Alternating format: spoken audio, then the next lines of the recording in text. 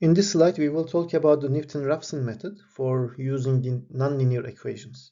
And if you remember, the Newton-Raphson formula was this, simply. But when we have nonlinear equations with multiple equations, actually, we will have multiple variables that we need to identify. That's why we will have partial derivatives. So this derivative for one equation, it was only for x. But now we have partial derivatives. That's why we will have x, y, maybe z, and the other unknown variables. So for two variable case, if we check, that means two equation case, because the equation number and the variable number should be the same to find the roots, by the way. It's important. If they are not the same, that becomes an optimization. That we will talk about it later. But for root finding, they should be the same. And in this case, we will have partial derivatives for example, the function, let's say, here xi plus 1 for the two variable case. This is xi again, but these will be based on this function and this derivative. And this derivative, because of the partial derivatives, will have a chain rule. That's why we will have such a large term over here with all partial derivatives. I will not show how we obtain this, but this is the just formulation that you need to use to find x, to predict x. Then the second variable, to predict that, we have again a similar partial derivative term over here because of the derivative. And here you can see at the top, these are delta y's for x. Here, these are delta x for y. So I just wanted to show the differences, but these are the same. So the only difference is here and this, actually. And as we said, the denominator of each of these equations are formally referred to as the determinant or Jacobian of the system. So this is called the Jacobian of the system or determinant.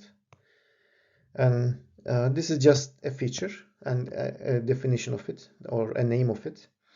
So Newton-Raphson is useful, but you need to calculate all of these derivatives. That can be an issue if the derivatives are very difficult. Another issue is that, just similar to the fixed point iteration that we mentioned in the previous slides, the Newton-Raphson approach will often diverge if the initial guesses are not sufficiently close to the true roots. So they have to be close enough to the roots so to be able to find them. But really, this is not easy. But how can we find closer guesses? And this is basically trial and error. So we need to have multiple trial and errors for initial guesses and see if we are approaching. Also, the knowledge of the physical system that we model can give an idea. If we know, for example, the curve of the function or the behavior of the function, maybe we can estimate what initial guesses can be true. Or we can simply randomly use different guesses to get if we can get a solution or if it's diverging. We eliminate the ones which diverge. We take the ones which converge to the solution. So really, it's not very easy to use the numerical methods for multiple equation cases because there are many unknown variables now, not only one, not only x. We have y here, for example. Then it complicates the things, complicates finding process, but still these can be used to be able to have a prediction if everything is going smoothly. So we will have an example for this in the following slide. Example 612. This is an example for the use of Newton-Raphson for a nonlinear two equation system. You can see on the right hand side again the same actually equations, and we will use this time, instead of fixed point, we will use Newton-Raphson, and the roots are known as these, and the initial guesses are the same. If you remember, in the Newton-Raphson method, we have the derivatives, partial derivatives. That's why let's calculate them first. And for u function, we will calculate del u divided by del x, and it is actually 2x. In terms of x, we are taking derivatives, plus y minus 10. And also let's calculate del u del y, the partial derivative in terms of y of u is equivalent to x squared becomes 0, and x, because there's no y, xy is only x. Actually, that's only x, it seems. Yes. And for the v, let's calculate that too. We will do the same for v. Del v divided by del x. For this, it is, because we are taking in terms of x, y becomes 0, and the second term has x and it becomes 1, so 3y squared, and 57 becomes 0 anyway. And del v, let me write in a better way, like a sharp bottom, and del y, this time in terms of y it's 1 plus 2 times 3, 6 xy, and 57 is 0 again. And we can calculate first for the first iteration, or for the initial values. Let's say if I equals 0, then del u divided by del x0 is equivalent to, we will use the initial values. Let me write the initial values first. If I equals 0, then x0 is 2 and y0 is 3. Then del u over del x, if we put them into the first function 2 and 3, it becomes 6.5. And del u over del y becomes only x, which is 2. Oh, sorry, by the way, I put the wrong values. I need to put these. And let me erase these as well. It's just actually 1.5. These are the initial guesses. Not if we put the correct values, we will directly get the same values probably. So don't do that. 1.5 and 3.5. And this is 1.5. This 6.5 is correct, but this is 1.5. So del v divided by del x is 3 times 3.5 square, which is 36.75. And del v over del y is equivalent to, here again 1.5 and 3.5 becomes 32.5. And the Jacobian, the denominator, we need to calculate that too. If you remember, the Jacobian was, let me write Jacobian. Maybe we can simply write the formulation and see the Jacobian over there. Let me write the formulation first for the Newton-Raphson. It was xi plus 1 equals xi minus ui del vi divided by del y minus vi del ui divided by del y divided by del ui divided by del x del vi divided by del y minus del ui divided by del y del vi divided by del x. So this bottom part is Jacobian. Let's calculate this.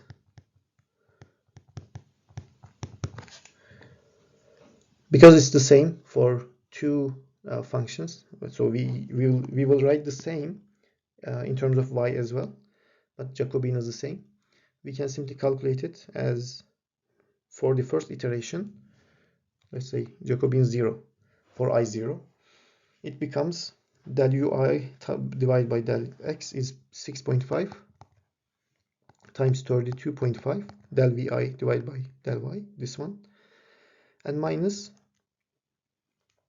1.5 and 36.75. And the result is 156.125.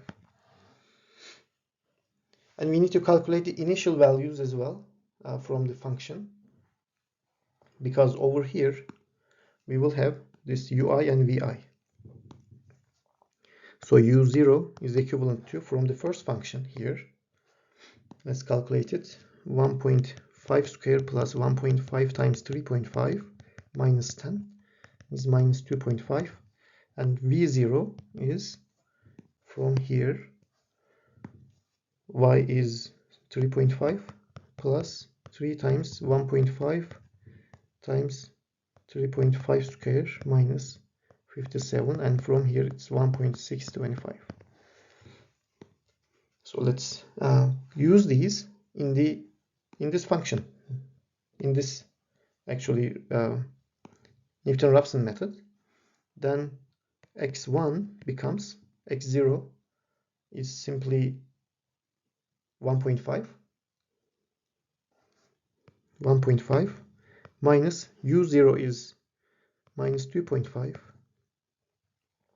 times del vi del y. Here I'm writing these down in an order.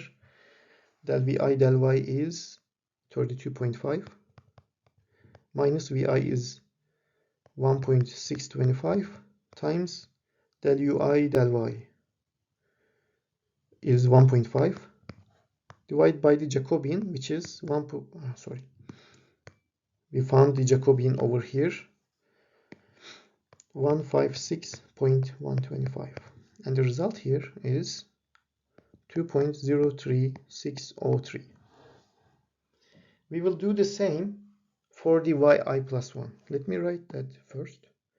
Yi plus 1 was equivalent to yi. The only difference was the nominator, and it's slightly different in this way.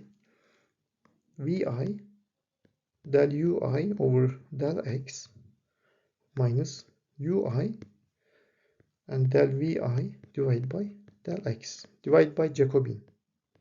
I'm not going to write the same here. Jacobian I, let's say. Then y1. If we write this for the 0th iteration, we find y1, and yi is 3.5 minus vi, which is 1.625. Del ui del x is here 6.5 minus ui is minus 2.5, and del vi del x here times 36.75 divided by the Jacobian, which is 156.125, and this is equivalent to the value of 2.84388. You can see that the first x1 value is approaching to 2, and the second one, y1, is approaching to y. So this is because we are using many derivative information. This is very accurately going there in a quick way. So if we write another iteration actually for I equals 1, if we continue doing the same things, we will probably have a convergence. So they are converging with acceptable accuracy, and this is a more accurate method anyway compared to the fixed iteration method. And we know that from the single equation root finding processes that we mentioned in the many previous slides. It's the same for nonlinear systems. Newton-Raphson is a better method compared to fixed point iteration, but we need more complicated calculations with the derivatives. We need to know derivatives and use them in these functions to get the results. And we completed chapter 6, and in this chapter we learned about open methods to find roots of polynomials or equations. And for single equations we used fixed point method, the Newton-Raphson method, second method, modified second method, quadratic interpolation method, and also the Brandt's method, which is a hybrid method of the bracketing and open methods. Then we moved on to the multiple equations with linear or nonlinear, and in those we also learned that the fixed point iteration and Newton-Raphson method can be used as well, but with more, we need to be more cautious, more careful, because they can easily easily diverge rather than converge. So we need to have good predictions of initial guesses. And if you want to learn more about this and have a complete reading material, you can read section 6 of your book, between 6.1 and 6.2 sections, and pages are here in the book. And thanks for listening, and this is the end of chapter 6, and see you in the other videos of the next following chapters.